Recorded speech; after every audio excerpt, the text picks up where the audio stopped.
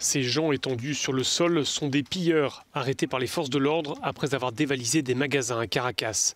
Scène de vie presque quotidienne au Venezuela, un pays en pleine crise institutionnelle, un pays surtout plongé dans un blackout en raison d'une panne électrique. Cela dure depuis jeudi et depuis jeudi, la population érige un peu plus la débrouille en mode de vie ou de survie. Ces habitants font la queue, jerrycan à la main, pour collecter un peu d'eau directement à une source à flanc de montagne. Cela se passe là aussi dans la région de la capitale. Et puis ces gens qui ramassent de la nourriture dans les rues de Caracas. Ceux qui avaient quelques réserves sont obligés de jeter leurs aliments puisque la plupart des frigos ne fonctionnent plus, faute d'électricité. Dans de rares magasins comme ici, un congélateur qui tourne grâce à un groupe électrogène. Alors la propriétaire des lieux accepte d'y stocker des médicaments.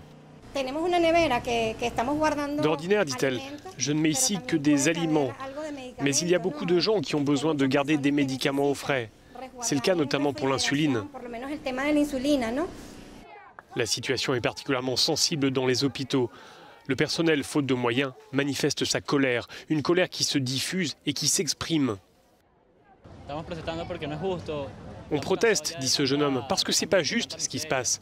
On est fatigué de tant de misère, 20 ans dans la misère. Dites-moi, est-ce que c'est normal qu'on soit ainsi? Personne ne mérite autant de pauvreté. Les seuls qui tirent un peu profit de la coupure de courant, ce sont les vendeurs de glaçons. Des sacs de glace échangés contre une poignée de dollars américains. La monnaie nationale a perdu tellement de sa valeur qu'elle n'est pratiquement plus utilisée.